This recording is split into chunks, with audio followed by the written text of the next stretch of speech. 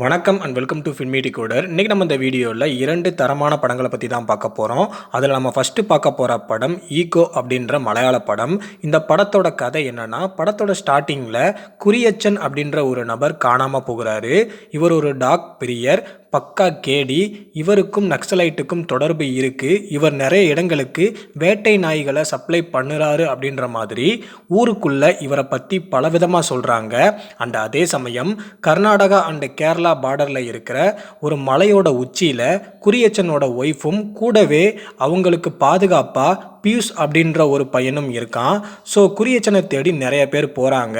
So குறியச்சனை தேடி எதுக்காக அங்கே போகிறாங்க, குறியச்சன் அப்படி எங்கே தான் போனார், இதுக்கு இடையில் நடந்த பல சுவாரஸ்யமான சம்பவங்கள் தான் இந்த படத்தோட ஒன்லைன் ஸ்டோரி.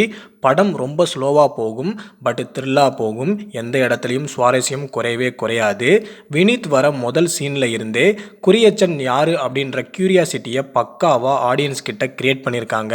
இந்த படத்தில் வரக்கூடிய பீரியட் காட்சிகளாக இருக்கட்டும், குறியச்சன் பற்றின ஃப்ளாஷ்பேக் காட்சிகளாக இருக்கட்டும், குறியச்சனோட ஒய்ஃப் குறியச்சனை பற்றி சொல்கிற சுவாரஸ்யமான கதைகளாக இருக்கட்டும், குறியச்சனை தேடி போகும்போது எதிர்பாராமல் அங்கே அரங்கேறின சில சம்பவங்களாக இருக்கட்டும், இப்படி படம் முழுக்க நிறைய சம்பவங்களை பண்ணியிருக்காங்க.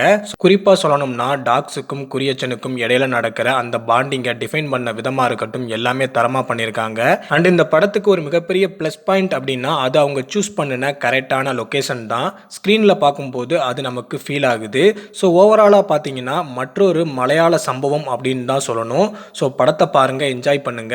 ஸோ அடுத்தபடியாக நம்ம பார்க்க போகிற படம் சிசு அப்படின்ற ஒரு ஹாலிவுட் படம் தான். இது ஒரு ரிவெஞ்ச் படம். இந்த படத்தோட கதை என்னன்னு கேட்டிங்கன்னா, படத்தோட கதை 1946 நடக்குது. ரொம்ப நாளைக்கு அப்புறமா நம்ம படத்தோட கதாநாயகன் தன்னோட வீட்டுக்கு ஃபேமிலியை மீட் பண்ண வராரு. ஆனால் வீட்டுக்கு வந்து பார்த்தா வீடு மட்டும்தான் இருக்குது. வீட்டில் இருந்த இவரோட ஃபேமிலியில் இருக்கிற யாரையுமே உயிரோட இல்லை. ஸோ இதனால் ரொம்ப துக்கத்தோட உச்சிக்கு போன இவர் அங்கேருந்து கிளம்பி ஒரு நிம்மதியான வாழ்க்கையை வாழ ஒரு நிம்மதியான இடத்தை தேடி போகிறாரு, ட்ராவல் பண்ணுறாரு. பட் இவரோட ஃபேமிலியை கொலை பண்ணுன அந்த கொலைகாரன் இவரையும் கொலை செய்ய இவரை ஃபாலோ பண்ணி அதே ரூட்டில் ட்ராவல் பண்ணிக்கிட்டே இருக்கான். ஸோ இதுக்கப்புறம் அந்த ரோட்டில் நடந்த சுவாரஸ்யமான சம்பவங்கள் தான் இந்த படத்தோட ஒன்லைன் ஸ்டோரி. இதுக்கு மேலே இந்த படத்தை பற்றி சொன்னால் அது இந்த படத்தோட மொத்த ஸ்டோரியையும் ரிவீல் பண்ணின மாதிரி ஆகும். ஸோ படத்தை பாருங்கள், நல்லா இருக்கும். எண்ட் ஆஃப் த டே ஒரு நல்ல தரமான படத்தை பார்த்த ஒரு ஃபீல் கண்டிப்பாக உங்களுக்கு கிடைக்கும். ஸோ தமிழ் டப்பில் அவைலபிளாக இருக்குது, செக் பண்ணிக்கோங்க.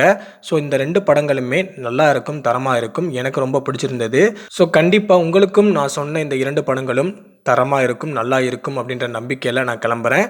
ஸோ ஆல்ரெடி இந்த படத்தை பார்த்தவங்க கமெண்ட் பாக்ஸில் உங்களுக்கு இந்த படம் பிடிச்சிருக்கா இல்லையா அப்படின்றத கமெண்ட் பண்ணுங்கள். மறக்காமல் கமெண்ட் பண்ணுங்கள். அடுத்த வீடியோவில் சந்திப்போம். நன்றி.